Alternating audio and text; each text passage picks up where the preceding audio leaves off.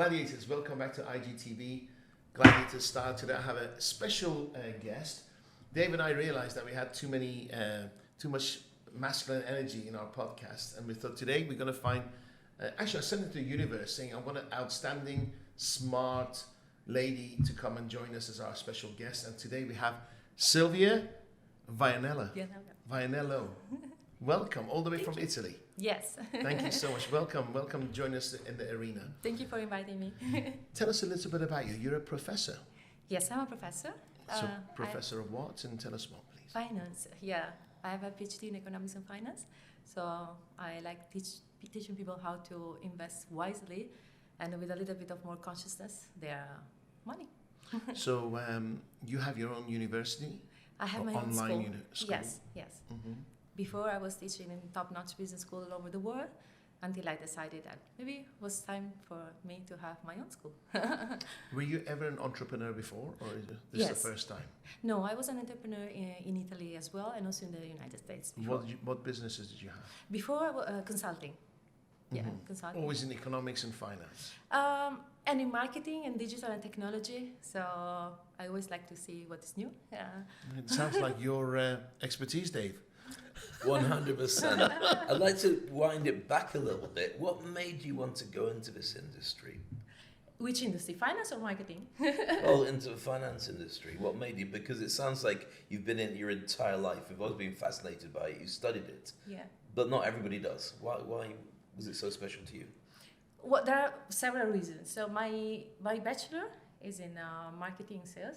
Then I took my master, and then I took my PhD, because I discovered that if you stick too much in one industry, maybe you're not gonna get wherever you want to go. So I had a dream. I had several dreams actually, but I have one specific dream that I mentioned to Dariush the other day. I wanted to take my family out of poverty. So it's not only what I wanted to do, but also what I needed to do to make it happen. So finance is the best industry. So you wanted to. Did you do it by thinking about reverse engineering and you want to be here, so how do I get to here? Correct. Or do you just thought, throw myself in and to learn as much as I can, just so I can start being the rainmaker and I can start creating it myself? It's just that at school, they don't teach you money. They don't teach you how money works. So I needed to learn by myself. So even if I had a PhD in economics and finance, I wasn't actually able to do what I'm doing. So I had to learn by myself. So what did I do was like, okay, I need to find someone who is living the life that I would like to live and copy and learn. Instead of thinking about a regular traditional educational system, I thought, okay, I took my bachelor, I took my master, I took my PhD, and now what? I don't know how to make money. So I thought maybe it's better that I learn. So I found a mentor, and this guy was living in Gran Canaria, living his best life without any degree. So not study at all, but he studied from the best financial traders in the world, and he was living the life he wanted. It's a little like Rich Dad Poor Dad, isn't it? Correct, Yeah. correct. That's exactly the story. Yeah. So going back as childhood, what was the conversation about money like in your home? In my home, conversation about money. We have no money. There was no conversation. So was money evil? Was money rich people are bad people? No. Money's hard to find? No. My mom was like, you need to study. You need to study. You need to study because... Which means you get a good job. Because you get a good job as an employee. I was like, no, Mom, that's not the way you make money. Wow. So when I was 17, I left. What made you... Why not many people think that at a young age? Yeah. That education is not, job is not for me, right? So what made you different, do you think? I didn't want to have the life, unfortunately, miserable life that they had. So I thought I have to do something different, because if I do the same, if I follow the same path, when I was 17, they told me, you have to go to school. And then they were like, oh no, you know what? We don't have money for food. You have to go to work. No, I have to go to school. No, you can't, because we need you to work. No, you don't understand. You told me for so many years that I need to study to get this family out of poverty, so I need to get and study. So I was doing 3 different jobs. I was paying for my high school as well, and then my bachelor, etc. But luckily enough, even if I was born poor, I was born in a country where you have a lot of scholarship. So working and with the scholarship, I was able to make So it. at school you were smart. You were a smart pupil. Are you ultra smart? Have you ever had your IQ tested? Yes, 142. Oh, bloody hell. A genius, in the presence of a genius. I don't think I'm double figures, to be honest with you. No, I'm at 83, I think. No, that's not true. Mine's going backwards. No. Maybe 38. Yeah, it's more or less. yeah, exactly. Yeah. So, okay. Do you have to be good at finance? Do you have to be good at maths? For what I'm doing? No, because AI also helps a lot now. Well, before that, you had to be good at maths. Not really, because still we had software. Software in finance have been there for so long now. I mean, AI was there in finance even before it was spread to the public. So we were using software since quite a few years before AI was even launched. I read about Rothschilds, Okay. and they had banks in the 1800, 1900. They had banks all over. They still do, but there was more open banks, and they would lend money to all governments. And no matter what happened, they will make money because they're lending to the French, the British, to the Germans, to everyone, and they will make money. But where they made the most, because I don't quite understand it, where they made the most amount of money was they controlled the communication. So when Wellington was beating Napoleon, they were the first to know. Right. So they bought and sold. Are you aware of that? Before the market knew. So how does that work? Speed is important. Right? Okay, when something is in the news, it's too late to buy, first of all. Okay, if it's in the news, it's too late. Okay, so let's touch the topic in a politically correct way. Okay, so... Well, Rothschild's not going to come after us, so don't well, worry. Certainly not the ones from Napoleon's I mean, days. press is a business, right? It's a business. Financial press is a business, right? So if you see something in the news, it doesn't mean that there is the potential for like a stock to grow or an opportunity for you to buy. It's just that maybe they have some interest involved in suggesting or recommend you that financial advice. So we have to be extremely careful in what we read and never go into the market naked, which is very important. So how do you, we're going to go through that. That's a bit more technical Yeah. stuff. So how do you get information before it's in the news? How do you get information before it's in the news? If I'm on the high street and I want to take advantage of stock opportunities, how do I do that? Hey, you need to do, well, first of all, we have software for that. Okay. So we can study the balance sheet of the company. We can see if they have a lot of debt, how cash they have, and their liquidity. There are a lot of parameters that I teach now how to but either you learn or you have software that they give you the forecast of the potential improvement of that stock, and they give you the fair value score. Fair value means that the company maybe now is undervalued. It means that there is a lot of potential for growth. So you could go now to ChatGPT and say, find me the top 5% companies in there. That's the problem. Don't trust ChatGPT or financial advice, or at least not yet. That's not the right Because software. they give me the top 5 undervalued stocks. I wouldn't do that. Wow. No. You can guarantee there's lots of people who are going, I can do that now. Yeah. No, I wouldn't do be that. honest, I've already done it. But I didn't invest. I was like, oh, I'm such a smart ass. I know how to do this. Yeah, but if you do that, you have 50-50 probabilities. And I don't like 50-50. I don't like 50-50 probabilities. I will never enter a trade with less than 90 to 95% of probability. Never, ever. Wow. No. Maximum risk I'm willing to tolerate is 5% maximum. And if I do tolerate 10%, it means that really, like, we can never be sure about the market, so that's why we need to protect ourselves before we enter the market. So then the level of protection will define the level of risk you're willing to tolerate when you are into the market. If you just buy a stock, you have 50-50 probabilities. The stock can go up or you can go down. And you have. I don't have the magical ball, and say, okay, this is gonna happen. So Future. I just want to take the up if the stock or the ETF or the future or the commodity, whatever, is going up, and I don't want to take the down. That's the most important thing in finance. What's the typical turnaround time then? When you get some information saying this is a great time to buy or it's a great time to sell, but you can miss the window, how big is that window? Sometimes just minutes. So you have to be paying attention to it all the time, or do you get alarms that remind you on your phone, have a look at this? And so. Okay, it depends, because we do 12 different strategies. Some of them are daily strategies. Of course, for a daily strategies, then maybe you have sometimes only seconds. Sometimes we have some training that they last 1 minute, in, out. If you miss that, then, but you can set up it. I can set up the night before. So maybe now I'm doing trading, maybe when I'm talking to you, because I set up last night. So you've got software that will buy, if a certain thing hits a certain time, you will grab that and it will just be there waiting for you when you get back. No, they will also close the position. Okay. You can open and close. Yeah. Now, there's a pattern, right, on everything? There's a pattern? You follow patterns? We do. For example, for commodities, we have seasonality. Yeah, for commodities, we can have seasonality. So we have, like, for example, daily trades, it's more like on a future, for example, on the index. Could you explain what they mean, future and index?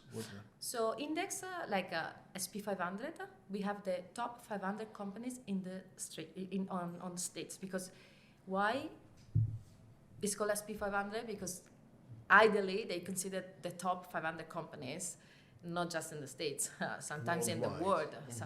It's based on revenue, profits, collectively. Yeah.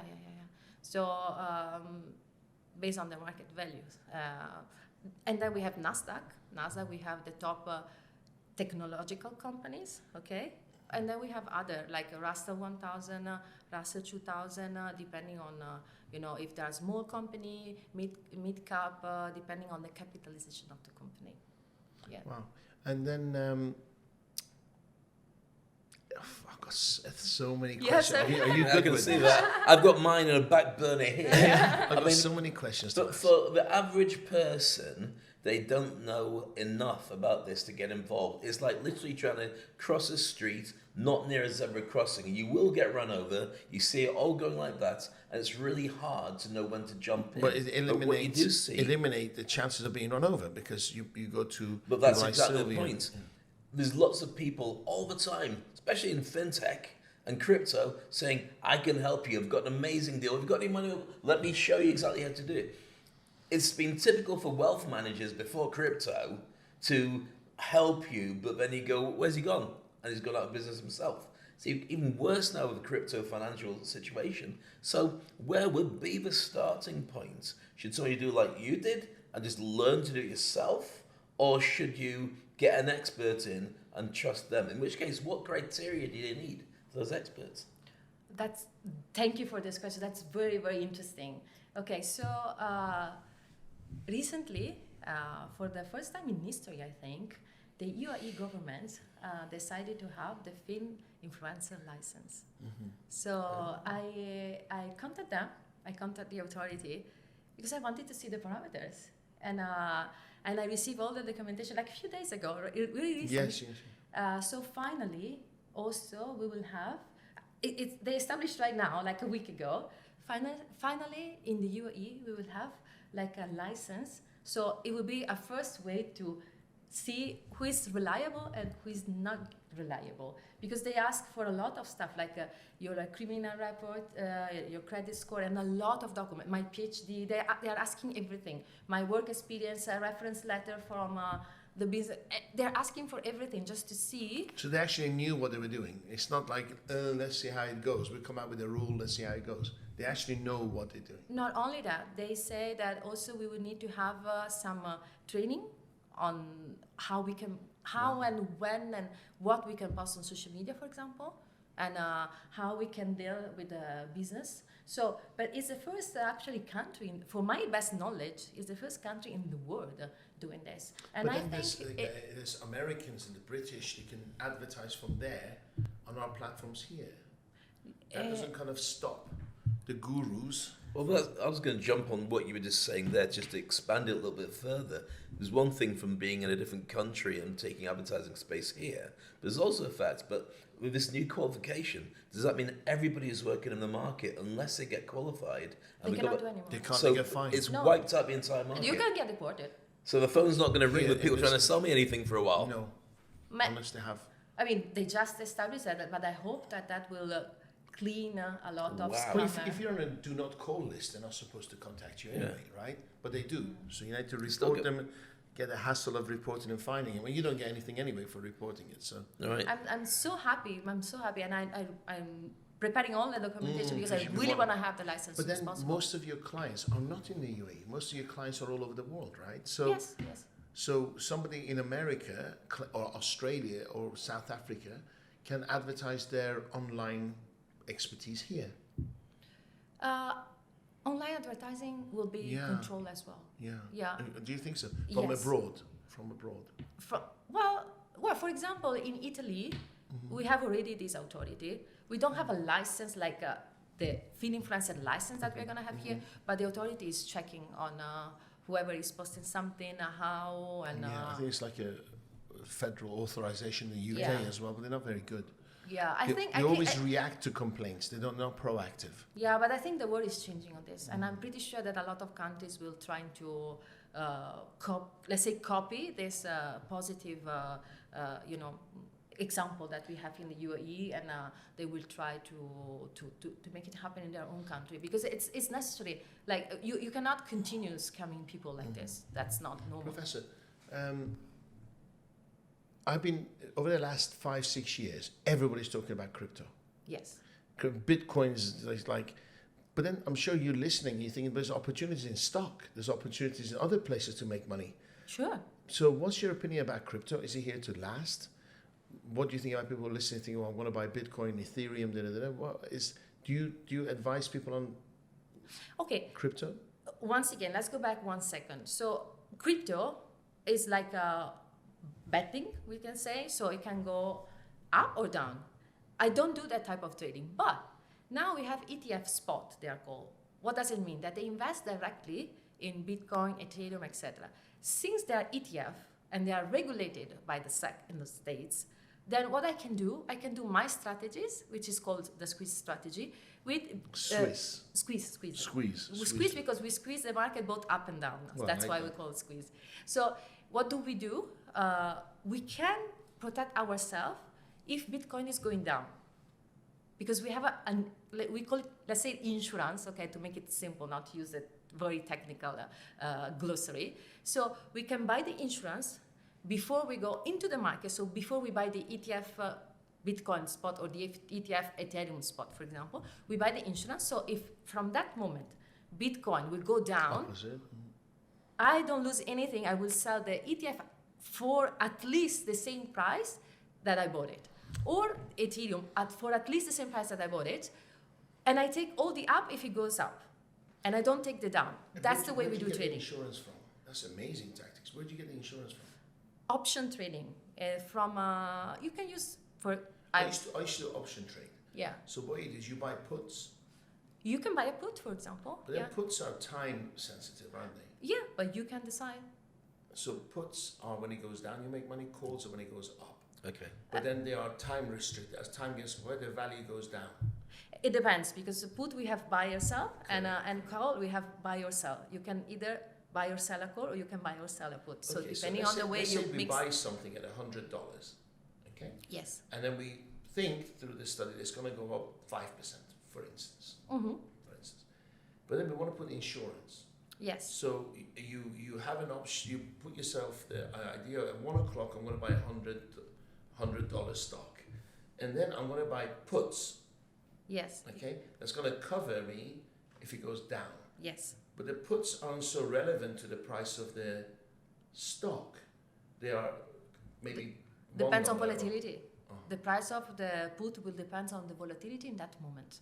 For the So expiry how date. do you calculate? Because what happens, Dave? You get a chart, and it says if it's going to be 99, it's $1. It's going to be 98, it's $1.50.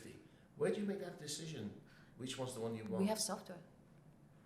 You have your own software. No. It's not my own software. Software are available in the markets for Which software? Which software, doctor? we use Power Option. For Power Option, for Powered example. option. Yeah, I'm not affiliate with it, so it's not You did the advertising. consultancy session here. It's like, wait. So you have a price to pay for the insurance. We offset the price with 12 different income methods, it's called. So we have many different ways to make sure that that insurance will not cost us anything. Wow. So we have a protection for zero. We call it bulletproof strategy. This is a married put. Married put means I don't go into the market naked. I always protect myself. No matter what is going to happen in the market, I will take the up. Or in the super worst case scenario, what? But most people don't know about this, do they? Most people must be just going out there and losing money and going bankrupt. Or day traders, and 99% of people lose, right? 87%. 87% of traders. They lose money, but it's very simple if you think. We were talking about, let's assume that today I wanna take a plane and pilot, and I wanna be a pilot. No, I've never studied it, right? I don't have no clue which button should I touch. But I take, what is gonna happen?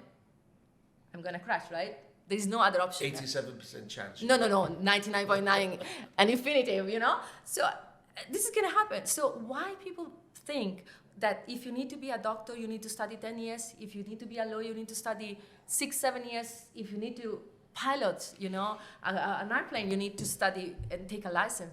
Why they think they can go into the market and they can do it? Because it's easily accessible. It's perception of the market as well, because you get a phone call or you bump into somebody who says, I can come and see you tomorrow. Yeah, and also because there are a lot of market makers, okay? Market makers, they're not really brokers. So you think you are buying, for example, I don't know, an Apple stock, but you're not. And then the middleman, they're going to make margin. You're not even in the market. You don't belong to the shareholders. You think you are, but you don't, because you are using a platform that is not exactly into the market. Oh, wow. So they are if making I own them. stock, I'll tell you what, do I own the shares in the company? I don't know. Yeah. Because I'll tell you one thing is really strange. It depends on where you bought it. I tell you now. The problem is I've rarely seen dividends. And I'm thinking, is it because I don't own the shares? Probably because you don't own the share. IBKR. I don't want to discuss about single. But it gets sued. Interactive Brokers is a broker. It's not a market maker. It's a broker. It's a broker. It's so a I broker. do own the stock. Yes, it's a broker. So you're worried there. Okay. Yeah, but there are a bunch of market makers. And the market makers could be speculative, right? They could take your money. Of course, they make money out of any transaction you do, but not in terms of commission, in terms of price. Mm-hmm. So you think that the price in that moment is a specific price? No, they say it's your higher or lower. Exactly. So don't just make sure you're using a broker and you're not using our market makers, because otherwise, whoever is going to make money is not you. Charles Schwab is a broker. I don't want to go into every single, because no, then they were huge. I used to deal with Charles Schwab, were they? Because otherwise you're gonna start asking me market makers, and I need to admit that they are, and I don't want to do that. So don't ask me specific. Charles Schwab. What are the repercussions? So if you did start answering those questions, what would be the knock-on effect for you? If you're telling it as it is, then surely that's legit. But is it about the politics behind it that you could be so careful? They might sue you or something. Correct. So the only thing I declare here is that Interactive Brokers is a broker, and is the broker I use. Oh, yes. So they are, and I'm not affiliate, so it's just because out of all the market makers and the brokers, I found is the cheapest one in terms of commission. So I need to keep my costs as low as possible, especially because sometimes I do 80 trades in a day, so I cannot have a lot of commission, Yeah. When we met, I was doing trading when you were not in front of you with my phone, but it seems that it's so accessible that everybody can do it. One thing amazed me when you were trading, did you do it by memory? Because you didn't pull anything out, you just went buy and sell, whatever you did. I was like, if you're doing so much, whatever stock, if it was stock. No, I was trading with the future, because the stock exchange was still closed. The market was still closed at the time. So you done your research and you were going futures. Future is forecasting the price in the future, correct? Correct. Yeah, but I was doing with index. So future is open 23 hours per day. What's an index? It's an average. Index, as I was mentioned before, for example, the top 500 companies in the world, or the small, middle cap. So average of the top 500? Yes. Wall Street. We invest in Wall Street because in Wall Street we can buy the protection. because the market's so big? No, in Europe, for example, you have option, but they have different rules. So, and there is not much liquidity because there is no knowledge. So no knowledge, people are not actually. Because the market here is so small, anything can go up and down. I bought some stock, they went up through the roof, and the next year it went bust. Right. The liquidity wasn't there. Yeah. Well, I was involved in a couple of crypto organizations and hosting their events. One event in Rio for like 3,000 people and so on. And I bought stock in my organization, you buy which stock. disappeared. No, but You bought blockchain, you bought crypto. Crypto, yeah, absolutely. And Casino. and it went very quiet. And nobody in the organization was still there later. But there's been a massive shift in the financial powers in the world. So London used to be the place where everything happened, but then with crypto and fintech, it moved to small places like Cyprus and Malta and Bahrain and so on. That makes a huge difference to the impact and the power of each country. So the dynamics are quite strong relating to it, isn't it? Is that a question you can't answer? Very, very fascinating question, and we can open like the Pandora box here, because a lot of words in the world are basically financial words. They always have been. Though. You don't need army for this type of word. You can just remove a country from the SWIFT system, for example, or you can just. I mean, everything is.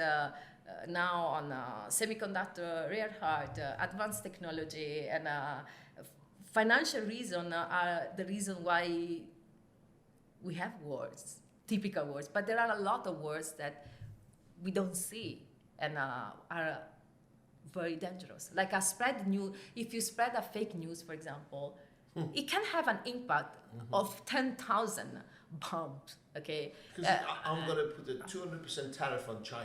You know what the market's going to happen, right? You know what the market's going to go. So information manipulation and or kind of cyber attack, people make a lot of money out of it, okay? Out of speculation, depending on fake news, for example. So there is a lot of things that people should try to understand. Don't trust everything you read, for example, not just on social media, also on established press. You know, be careful what you read, because they might need that information to spread out, because something is going to happen that will make someone very rich. That's true in almost every industry, in almost every subject. When it goes out there, there's a reason it's been driven. But can you just explain to me, when we're talking about the impact of war and finances, some people are like that. And in the old days, it would be war was the best business model of all time, because what you could do is, first of all, if you're a politician, declare war with somebody, anybody, and so your competition then has to calm down because they've got to get behind the country, which you're leading into war. And it also means that you get all these little contracts moving, little big contracts, to change all the old weaponry into new weaponry. So that would be, it's almost like nuts and bolts ways of making money through war, and you can guarantee position of stability during that. But there's other things that are going on. When you talk about the stock exchange, you talk about the fintech side of it, when there is volatility between countries, there's people going, ooh. Yes. Now what goes through their heads? Talk me through that process, because it's really hard to understand. Okay. If the market is volatile, more volatility means a lot of money for someone able to As take in it. floating money? Yeah. No. Just more volatility, you can make a lot more trades, okay? But you need to know in advance that volatility is going to happen. So sometimes, let's say that the world is an amazing place to live, everybody is in peace, we have no wars in any part of the world, we're super happy, AI is taking our job, but we're happy because we get our salary from the government, and everybody's happy. Now we're working 4 days a week and not 5. Who's making money out of this? Nobody. So let's try to be, again, politically correct. Some governments are happy to make instability, real or fake, instability in the world. Manufactured. Yeah, because they control. Because if there is instability, real or fake, once again, But if people think there is instability, then they get scared. Fear is one of the most important driven. Okay, so if you have this driven force that people are gonna sell, for example, that's the volatility we need. Or something's gonna jump up because you know what? I changed my mind about the fact that maybe I should impose this tariff to that country or not. And then I change my mind, and then the market goes up 8%. So changing minds creates volatility. Continue, please. When you've got a situation like this, and we're talking about, what happens underneath the surface of a war, and when organizations or governments drive fear around everything, would it work if we're all happy? Is there enough for everybody to be rich and happy if it was done a different way? Or does it have to be a complete imbalance for what to be successful? From being rich. Say again? You can be happy without money. No, that's not the same question. No, my question was was just rich. What you were happy for? What? Is there enough money for everybody to be rich? Not rich and happy. No, I'm not asking They're that. not- There's the two enough are not because related. you wouldn't be rich if everyone's got the same money. Because rich is looking at what you've got compared There's to enough everybody. money for everyone. Yeah, but is there not enough- everybody takes advantage. Right, that's the point I was making about abundance. There's enough for everybody, but for it to work for the people to have super money and crazy money now, it's at the expense of people who don't have that knowledge or But it's that not at the insight. expense, is it? It's not at the Well, that's expense. why I'm asking it. Because it could be, say, a world Doesn't have where to be a everybody's buyer doing and okay. loser, does it? There's people buying and selling all the time. I'm talking about the overall structure, not just for the stock exchanges. Okay, as a matter of fact, rich are getting richer. Okay, so the 1% is able to control 80% of the total wealth in the world. Okay, But that's it's a not- but fact. It's not at the But detriment. the of correct. So the thing is that money are also created out of nothing, right? Mm-hmm. Because central bank can just, let's say, print money. This is what happened during COVID to support all the economies, and that's why we got that inflation up everywhere in the world, because a lot of money were pouring into the different economies, right, to support, because what we had in that moment was like really without any recent situation like that. So they felt that they had to do it. Okay, so the thing is, I think maybe we can tackle this from a different angle, like.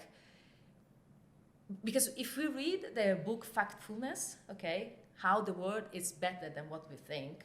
So if you ask 1,000 people, okay, about simple questions like, do you believe that overall kids are receiving their vaccine, for example, more or less in the world compared to 10 years ago? Or do you think that the average salary is blah, blah. So if you ask like general thing about general poverty or not in the world, we might be wrong, and we might think that the world is getting worse. No, the world is actually getting better. Isn't it? It's getting better. So facts, because I'm a number girl, okay? So facts are telling us that overall the world is getting better, okay? But it's different if we think about like healthcare and money, for example. Do we have access to the same probability to survive, okay, in case of different disease or different situation? So the other day I was searching for the price of a bunker. The price per square meter for a bunker, forget it. You need to be extremely rich to have a bunker, like a room like this. So the access that you have to some luxury. So why it's a luxury? Why is a luxury if I don't know?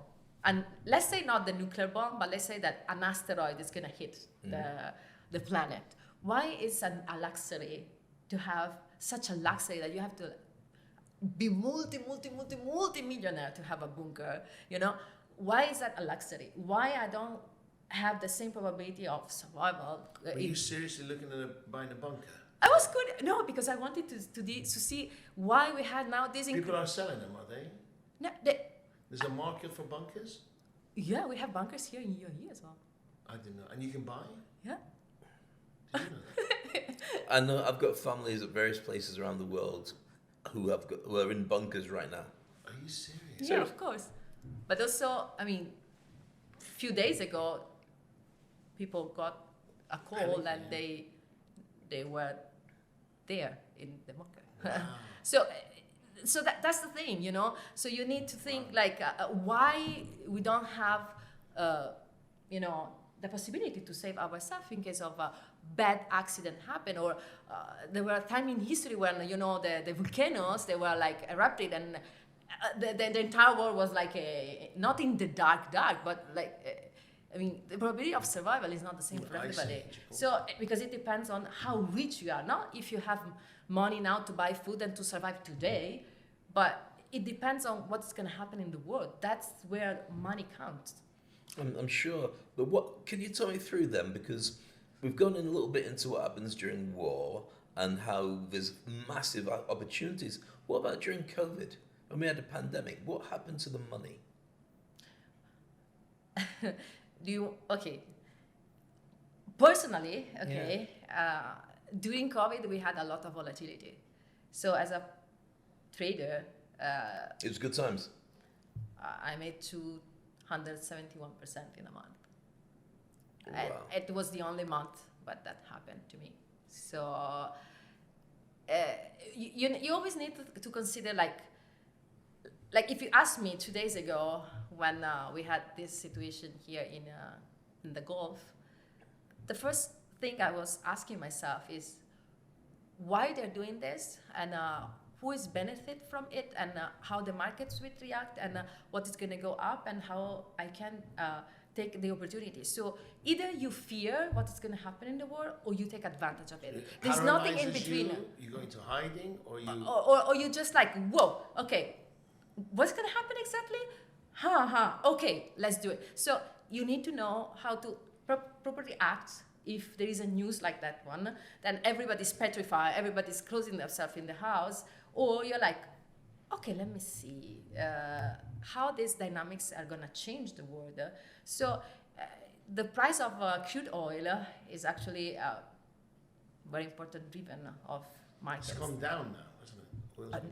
Because now there's no the threat anymore that they're gonna close the Strait of Hormuz and all that. But again, why they should close the strait when 20% of the crude oil is going there, especially because you're gonna punish yourself and the region.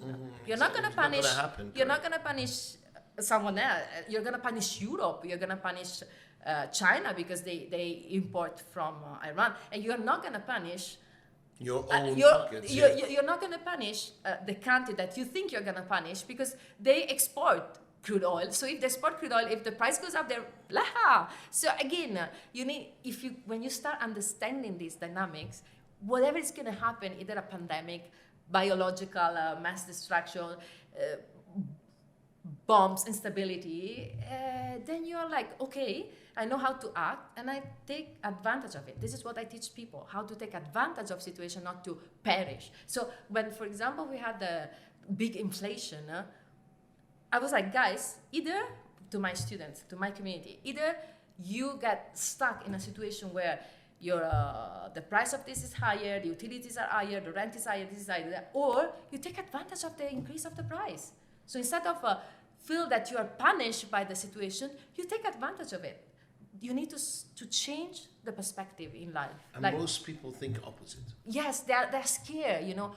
Instead of think, oh, I'm scared that this is going to happen, and now, no. How can I learn how to be among whoever can take advantage? Not like, you don't need to be BlackRock, okay? You don't need to be JP Morgan. You just need to understand and do what is needed for you. So you don't need to make $1 million in the financial market, but maybe you have a different source of revenue and you can change your status. Professor, for instance, I learned that if there's a hurricane in America on the East Coast, you invest in housing companies, right? Or timber companies and stuff like this. When there's a war or potential of war here, I get my head, apart from oil, where else do you invest? In manufacturing of arms? Wow, we have stocks like Rheinmetall in Europe that they went up 200% this year. Really? Yeah, but you don't have to invest. The thing is that... It was all weaponry, was it? Or anything associated with weaponry? Defense stocks, yeah. The defense stocks this year, they went to the roof. Well, but again, you don't invest in stock naked. Again, you don't do that. you put insurance first, and then you take all the up, and you live happily. Like, so it's a good thing. While everyone else is going like this, the financial It's people. opportunity. that- It's opportunity. they create fear, they create instability. Yeah, so it makes more cash. Okay, let me. Can I be a little bit more technical Please. for a second? With him you can. You left me about an hour ago. But carry No, on. I think you decided. You know, it's easy for you. Okay, so He's far smarter than me. yeah, no, He I'm doesn't sure. look. He doesn't look. He is smart. So we have one parameter. It's called VIX, and it's the index of volatility for stocks. So to make a long story short, based on that number, if that number is below 20, it means there is very little volatility. It means that the world expects that there's not going to be anything very disruptive in the next month. Okay, if it's below 20, if it's above 20. It means that there is a little bit of instability, volatility, because maybe someone is studying another country, or because maybe now we want all the production to go back in our own country. We don't want globalization anymore, this kind of thing, So recently, in April, we had that number, VIX, the index of instability, okay? Just to make it very, very simple. I'm sorry if we have professional traders here, but I want to make everybody understand. So we have that number went up to 60. Usually, history teaches us that if we have VIX above 50, not 60, 50, once in a moment during the year, in the next 12 months, stock exchanges are usually going up 35%. Why? Because they create the volatility to make let's say to fake the market to crash, and indeed the market went down 10% in 2 days. Okay, that's why the VIX went up that much. But we had an all-time high yesterday. I mean, we are in the whole time again. That happened in April. We are like, what, 2 months after? Market. We are I can't already believe it. we are already in all-time high again. So this volatility is created on purpose because sharks can take their money from the 87% of people who just jump into the market without knowing what they were doing. And if you had the protection, you feel the price of the protection, they will go up. So you're making money out of your protection because your protection is an asset. Wow. It's not just an insurance, it's also an asset. So you can either decide, you know what, after the market went down 10%, 15%, I can also sell it and make money after my own protection. And then wait for the volatility to decrease to buy another one. So you need to start understanding this. Otherwise, you're like blind, oblivious. Well, it reminds me of the movie Twister. So Twister, all about these hurricanes Yes. and stuff. And so when these are going on, everyone's running for cover, but these guys are driving their trucks Yes. into it going, let's see what's actually happening in the center of it. That's kind of what you guys are doing with all this. I want to throw another question at you, which is what happens with AI in all this? AI is a volatility that a handful of people are controlling, but it is really out of their control because they're all fighting against each other for who's going to have the biggest AI and the most effective AI. Where does that go with the financial people? Are they choosing who to play with, or is it just affecting other industries and that's what we're looking at? How does this work? Okay, it depends if we are discussing about how to use AI for trading or for investment, No. or The impact AI. on the markets. We have different ways of looking at it. Right. Okay, so now we have a lot of companies that are investing a lot of their current research and investment budget per year on AI. Why? Because whoever is going to win the AI Wars. ecosystem, let's call ecosystem and not war, even if Okay. it's a kind of. But it is. It is. Will become the most powerful country in the world, right? So that's why they don't want to use, in some part of the world, they don't want to use the AI, or they don't want their people to use the AI from the other part of the world, right? But as a matter of fact, the other part of the world was able to do the same thing for a lot less amount of money. So you were spending a fortune to have the same type of technology, and here they were like, I've done the same with the that Chinese company. yeah, with a fraction of the price. What was it called? What's it called? It begins with S, doesn't it? Yeah, I No, just Okay. Then So, there's ChatGPT, then there's Google one. So that's with R, I think, doesn't it? Begins with S. It begins with S, doesn't it? Yeah. I can't remember. Seek something. Oh, come DeepSeek, on. DeepSeek, thank you. DeepSeek, that's it, yeah. And so the thing is, yes, as I was mentioning before, the situation with semiconductor and rare earths and advanced technology, this is where the real world is right now. Okay, so this is where companies and countries are competing, and they are going to compete in this type of. But wouldn't you then, seeing as you're all twister chasers, sorry, but that analogy kind of makes me think I understand what's happening next. Don't you look at the AI and say the odds of AI changing that industry and that industry are very high? Yeah. So therefore, I should really be ready to catch the money that's going to be dancing around if that is not volatile yet. For instance, medicine, law, fintech, AI will change the way that those things are going to be done, and people will have to adapt to that. Just like automated taxis are going to change with AI. Do you then look at the stocks and the ability to make money in those markets and say, they don't know it yet, but something's going to happen in that? So you're chasing the potential of unemployment or changes in industry and saying that's going to be volatile, that's where the money is. Or do you just chase AI and say that's where the money is? No, I wouldn't chase AI and say that's where the money is, because those are still startups, and startups have 80% probability of fail in the first year for whatever reason, So even if they're big, I mean they are protected from big corporation, but AI, if I have to be worried about AI, I'm worried about something different. Like, for example, that we trust AI too much. AI is killing creativity for the kids. Or, now we have AI and as smart as Einstein. In a matter of 1 year, it will be double. Because AI is learning from us. It's learning all our fears. It's learning all our emotion. It's learning what he's not able to do by himself. And he can perform tasks that it's impossible for us. But at the same time, predict the financial market is different. Why? Because financial markets are based on perception, not on reality. So AI still cannot predict perception. Well, it can recognize patterns. Yes, but perception of reality. So if we have some numbers, like those numbers are telling us that NVIDIA, for example, that company, working on AI, so it's going to jump. Yeah, but perception of reality is more important than the reality itself. So markets are not rational.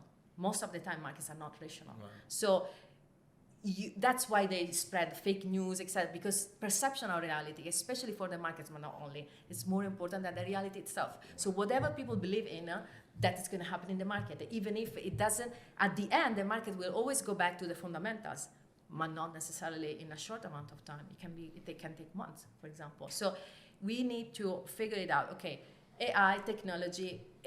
What if I play chess with someone that is as double as smart as me? I probably gonna lose. It's just me and the machine. The machine is as double as smart as me, so I will probably lose, right? Can we agree on that?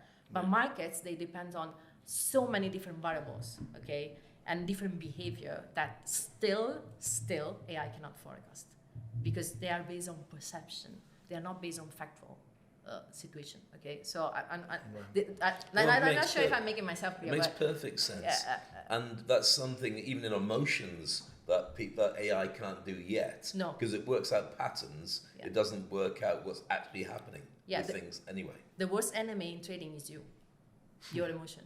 That's not. I can teach you everything. But as long as when you get emotional, you do the opposite of what I'm telling you to do, then I cannot do anything. Talk me through that process. When you say the worst part of it is you, what are the processes that people go through? It's like, for instance, if somebody loses a loved one, then they've got grief, and they've got anger, and they've got, settlement with it, and then the positivity, or what the stages are. What are the things that are involved in trading? In trading? Yeah. The thing is that when something happens, okay, you are bombarding with the news, like notification, like this is gonna have this. Oh, we're all gonna die. COVID, for example. Oh, we're all gonna die. The news were like terrifying us. So it's difficult to be like. is the right time to make money in the financial market? You know, you don't know what is going to happen. I mean, you are stuck here. There are no flights. You cannot go anywhere. You need to stay in the house. They tell you that it's so dangerous. You know, you're freaking out. So same last night, 2 nights ago, when this happened in the region, I was receiving videos from Qatar, people from Qatar, from their windows. You know, they had no clue what, and they were like sending to friends in the UAE and in Bahrain and in Kuwait or whatever, you know. It was not even in the news yet. You freak out, like, what? So, and then you feel a lot of strain also here, like, why? Maybe it was just an ambulance, someone was sick, I don't know, but still, you know, you're just freaking out. So when we have this moment of volatility, people are just freaking out, and everybody's freaking out. Your parents, people are start calling me from Europe, like, are you okay? Are you okay? For what? It's not. They didn't even attack UAE. Of course I'm okay. I'm in my house. I'm doing trading. You know. But everybody around you will freak you out. You know. So you're like, you cut the noise out. Okay. Forget about all this. Let's switch off the phone. No news. Let me check the numbers. You know, and just let me focus. Let me see what's going on in the market, how the markets are reacting, what are the numbers that my parameters, the one I care, not the news, not the relatives, not the friends. You need to just isolate yourself and focus on what you're doing. And it's not that simple. How long can a human being do that for? The reason I say it is I've got various friends I've known throughout my entire life who've worked in the stock exchanges, and they burn out badly. Maybe late 20s, early 30s, and you're talking to somebody who's made loads of money, but they're very difficult to talk to because they're kind of like shell-shocked on the back of it. There is a natural burnout that can come with this as well, isn't it? Yeah, like for example, my mentor, the person who did teach me all this stuff, the day that Russia attacked Ukraine, he was doing trading and there was a lot of volatility. He was making $100,000 in one day. And at that point, even if he has been doing this for so long, he felt so bad. Like, I'm making money out of people. People are dying. What I'm doing? So he decided not to pursue that. So, because if you understand what I'm talking about, it means that you are either part of the winner. The winner in terms of the 1% of people who are getting richer, okay, or the 99% of the loser. But to be part of the winner, it means that you have, from an ethical point of view, to accept what is going to happen. And sometimes I have trouble with this also for myself. So I also tell my students, don't exaggerate. Do you need more than $1,000 per day, for example? Maybe not. Do you need more than 2,000? Greed could be. Greed. It's a big issue in trading, because when you know what you're doing, you can make a lot of money, but then you will start questioning yourself. Mm-hmm. What I'm doing for the society. Also, what I tell my students how to deal with that is like, give back. Always give back. Interesting. So if you are doing this, then the money you have, the money you are making, it's important that the money you are making, you give back. So at least you are spreading your money in a more positive way. So that emotional state that we're talking about, we started mentioning a few moments ago, is a really important part of the ecosystem of a trader. They need to be able to feel that they're not selling their soul just to make the cash. Correct. But that's not everybody, because every experience I've had of dealing with that is not the case. And there's lots of people who it becomes addictive and the power goes to their head. I mean, everything we mentioned today about the world markets and the world events is like the tail wagging the dog. Literally a handful of people who are going, right, we'll get the dog to shake in that direction because we make the money off the back of it. So one other question at this stage anyway, if you can have the financial people driving what happens around the world of wars and so on, the media part of it is really important as well. Do they all own the media? Do they create their own media? Have they got media that just sends rumours? And so how much of that would impinge on what we have as normal media? Or is it the same thing? Do they own all the media, period? Yeah. So that's it. I don't read the media to decide my trading. I have my own parameters, and either they are satisfied or they are not. What the media are saying, I don't really care. I just check my parameters. Maybe for one strategy I have 20 parameters, for another strategy I have 50. Either the conditions are satisfied or I don't enter the market. That's it. I've got some quick questions if you don't mind to ask. The exchanges, like the exchange in the US, it's not independent, is it? The exchanges are owned. What do you mean? Like the New York Stock Exchange. Yeah. Is a privately owned company, correct? I will not get into that topic. Yeah. But people think when you say New York Stock or London Stock Exchange, you think it's independent, but they're not. I can Google it, right? They're not independent. Well, independent means a lot of things, but of course. There are companies that they profit from daily trades. Yeah. Do they, like for instance, the price of diamonds and golds can be manipulated, right? Because there's governing bodies that manipulate prices of gold and diamonds, correct? De Beers have always done that. Yeah. They are market makers. I mean, market manipulation is very typical. In many different ways, not just, like. But in the US, it's but less because the market's so big. We have rules and regulation, and we have authorities that they... Supposed to put them in control and order.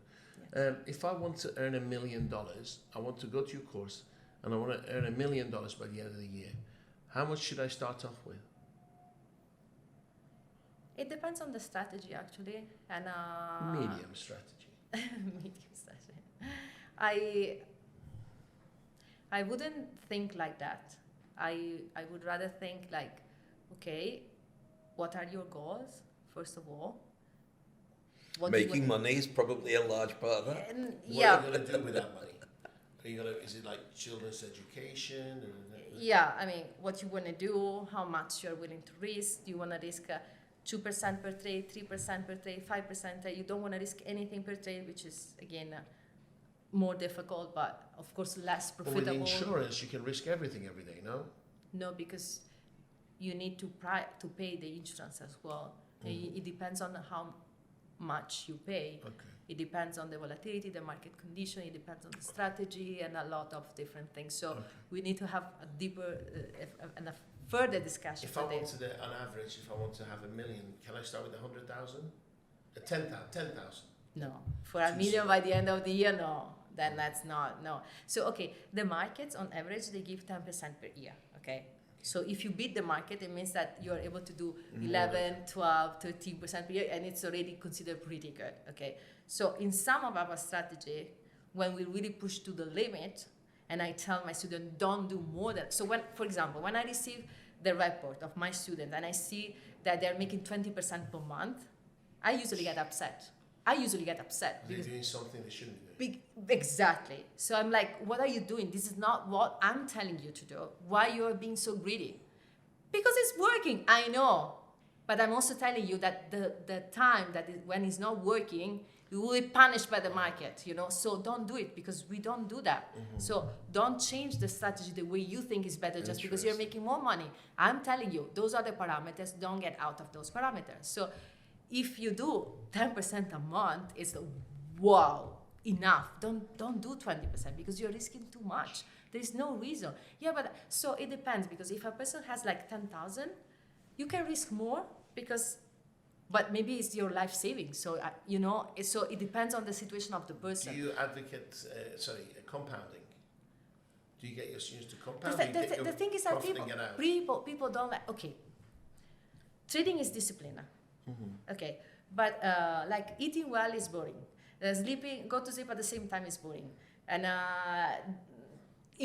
long-term investment is boring. You know, so this is what people reply to me. Like, so discipline is boring because people want cheap dopamine, right?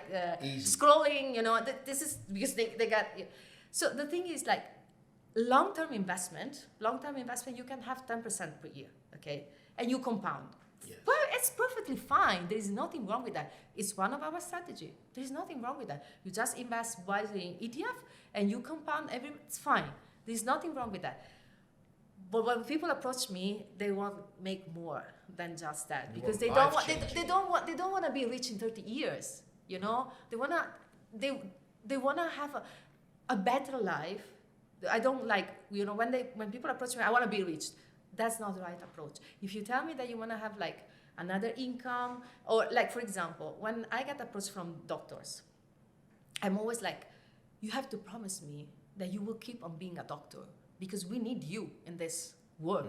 Don't quit. So I want to know what the person is doing before giving my knowledge out, you know? Like, you can do your work instead of working 24 hours per day in the emergency room because you are stressed and you are burning out. I understand, but promise me that you will use your knowledge to help kids in Africa, for example, or so whenever you have financial freedom, make sure that you use your free time wisely. So that's the promise I want. So before getting into my course, people need to talk to me, and I want to know what they're doing. I had a lot of nurses. I also had pilots, by the way, Emirates pilot and Fly Dubai pilot. So we need to have. We need to make sure we're making. We're living a better world. Not that because we're making money out of nothing. Okay, then I don't. So, like, for example, I've been a professor my whole life. Now I can just say, I don't teach anymore because I have the money and I can make money and just travel the world and don't give up. I don't do that. I keep on teaching because this is what I was doing before, and this is my mission. So don't give up. You can do at your own pace. You don't need to work like I'm not working for business school anymore because I don't want to be slave of the system. If you understand what I mean. You want to your own way. I can, but I can still teach. Professor, I have one. I don't know how long. And I've got a question as well. So you do. I'll go just one. I go on your course, and I want to. I don't want it as a second job, right? I want to trade. I want to make 15% a month, 10% a month, 5% a month, which is incredibly good. How much time do I have to dedicate to this? Okay, so it depends again on the strategy and the person. So if the person has a little bit of time during the day, then we can start exploring together daily strategy. Or if they don't have it, they can do weekly strategy. So they just need, for example, 1 hour on Monday and 1 hour on Friday, for example. Wow. Or they do monthly strategy when they're busy. Like, for example, I have a CEO of company, president. I mean, they are very busy, and they have also big capital, okay? So they can do monthly strategy. So they commit that at least they have once a month the time to manage the position, to open, to use the software. Do you need to be available 4 hours a day, or no? None of your students need to be 4 hours a day. No. Maximum 1 hour a day. We don't stay in front of the computer, in front of the guard. This is not the type of trading we do. No. So what is it? If I want to make this seriously, professionally doing it, how long? Half an hour a day? 15 minutes a day? Again, it depends on the strategy. If you do daily, then maybe if you have more time, then you do more often. So you make more money, right? If you don't have, like, for example, I want to make as much money as possible, and I want to start with $100,000. So what do I need? If you want to start with $100,000, then there are also some daily strategies that are pretty good. Daily. And how long do I spend a day in front of the screen or on my phone? You can wake up in the morning and you put the way in. Then when they get filled, you get a notification and you decide your way out, and maybe you spend 10 minutes in the morning. Wow. It's impressive, isn't it? Amazing. Can I get my question in there? Yeah. I've got a 14-year-old girl. And traditionally, what you've talked about today is not a conversation we have in our house. Never has been. Financial education was never brought me to school, anything now. But I have a very smart 14-year-old. See, I've just messed up her age. That's how good I am at numbers. And I wanted to understand a lot more about how the world works, but I don't want to overwhelm her, because at 14, if you do that, we just go, right, not interested forever. True. What is the way to get people who are very young to understand even the foundations of the world, the way it works, and how they can find an entry into it? For teenagers? Yeah, what would you say is the first starting point? You have to be 18 to trade, right? Oh, yeah. So Depends on some country, even so she older. gets to trade for you. No. I wanted to understand, because by the time she gets to 18, there's other worlds out there, and there's friends saying this and the friends saying that. Right now, she's a student who's just absorbing as much as possible. to get the knowledge, even if she doesn't act on it, but the mindset that you can drive this is really important. And I'm wondering what the foundation, the entry point should be for that. Yeah, the thing is that we are overwhelmed with wrong information. And that's a problem, especially if you're younger, right? Because you're not able to distinguish between fake, real, or something in between, right? So that's the most important thing. So I think we should teach our kids, and we should teach teenagers how to distinguish between what is real and what is fake, and why there is corruption in terms of information, and to make sure that they will be able to understand that the pressure they receive on social media, the pressure they receive with all this. Like when we were younger, we were not we didn't have that pressure on us because there was not comparison without social media. You were not competing with anybody. Information wasn't so readily available. Like now, you compete with everybody, right? And even if you just whatever social media you open, you feel that you are not good enough because there's always someone doing something better. So and what kills happiness? If you compare yourself, that if you compare yourself with anybody else, that creates a person unhappy because there will always be someone who is better than you in life, and that's normal. So we need to make sure that the only competition they have is with themselves. Like your kids should think, you should try to teach the kid like it's just a way of thinking, right? Then, but like how I can be better than myself yesterday, not of my classmate, or how can I be better than myself yesterday? So how do you do that? You don't reach that for that thinking, right? How do I do that? I should follow the advice only of very few people in the world, only whoever is there where I want to be, nobody else. Because how my parents, I love them very much, but how could they couldn't teach me what I'm doing now because they don't know. They were never exposed to any of this, right? So I need to fly alone on something and try to learn from whoever is going to do what I want to do. So, but that's not really the answer. I mean, what for the question, what your answer then, if I can interpret it right, is just to have a healthy disbelief of everything and really create an ecosystem for yourself.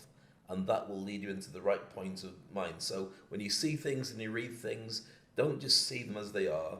See them that there might be a story behind it. Yes. Question everything. Question everything. Yeah. It's important for them. Otherwise, I mean, we have a situation where they cannot cope emotionally. Big time.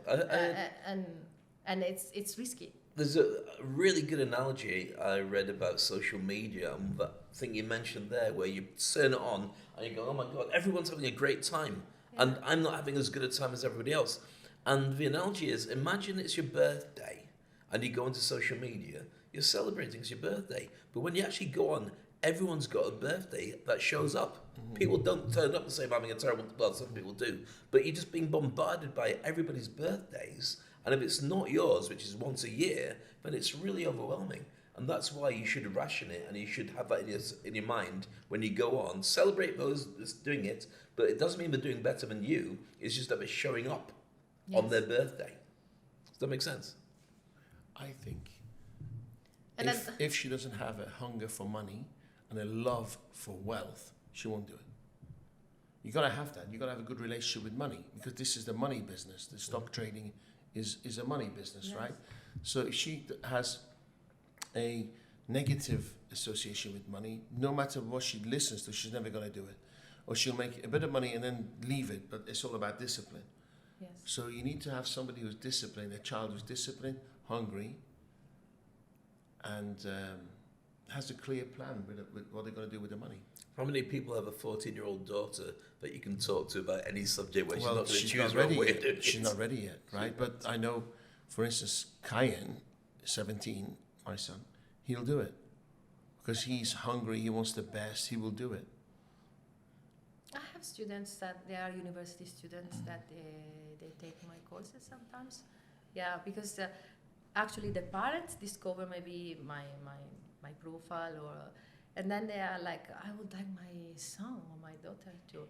And I wanna say something about women, if I can, because that's very important. Because You can say it, we can't. no, because in my community, I'm very proud because a lot of them, more than half of my students, are women, and I'm very proud of them because women, since they feel more insecure, they study more and they protect themselves more in the market, so they perform better. They're at the better. end. They're better stuff. Not because I mean they're doing the same strategies, but they study more and they don't get. Control their emotions when they stick to the system. They don't get out of my parameters. They're not like, yeah, but professor say this and maybe I can. No, they just stick to the strategy, so they don't invent anything, right? So I want to make sure that women understand that when you understand money, it's not just financial freedom. You have choice. You have choice to go out of a situation from a bad boss or bad. I want to wrap this up, but I've really enjoyed myself. It's fascinating. It's been amazing. We'd love to have you back. Sure. If somebody wants to reach out to you, Yes. can you tell us the financial commitments on your courses and how they can reach out to you? I like to learn. When we met, he was like, "Can I give my money to someone? They can do the work." But now, the way you're saying it, I want to learn. Yeah, definitely. So, how do we join? How much is the cost? And how do people reach out? They can reach out in any of my social media, either on LinkedIn. If I don't know if there is my name We here. will put that It's all down. Prof. Silvia Vianello. Okay, so either on LinkedIn or Instagram. So and what then, happens? I'm interested. I am interested. What's Yeah. going to happen now? I usually, when someone has zero experience in trading, I usually start with the squeeze strategy because it's the easiest one for people without any knowledge to start. So it's you use option, you use ETF. It's something like people feel more confident, and my students really love that strategy. And that could be daily squeeze. You can do daily, you can do weekly, you can do monthly, you can do yearly. Okay. So it's How long very is it? flexible. So do I get like a bunch of PDFs?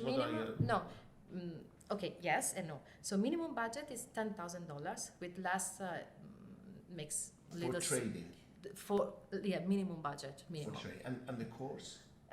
The course, it depends on the course. This course, for example, the squeeze is $900 approximately. That's it. That depends on depends on And then the there's moment if ongoing it was coaching, ongoing. okay, we have like around 30 videos, okay, tutorial. So I explain to you, open this, do this, follow this, my parameters. So you copy what you learn the way I'm doing. So first you learn the theory, the theory and how the strategy works. Then you learn the practical parts, and then you learn the software, and then you learn the interactive. How many hours is that? 15 hours more or less, because we also have Q&A session. So I've already replied to a lot of questions. So you also have live sessions. Yeah, live session. Yeah. So and then we have a lot of PDF, right, guided to help you in case you wanna learn more. So and this is the squeeze. How expensive does it get, the course? So the more or the expensive investment, let's say. No, the investment depending on the strategy, because commodities, for example, is 5,000. Because commodities, you can do spread trading with commodities, so you can do with a little less budget. But I mean, the more the better. More or less the same, but the most expensive one is 5,000 euros. Because finished up 5,000 a year. 5,000 for the entire for 1 year of content. Yeah.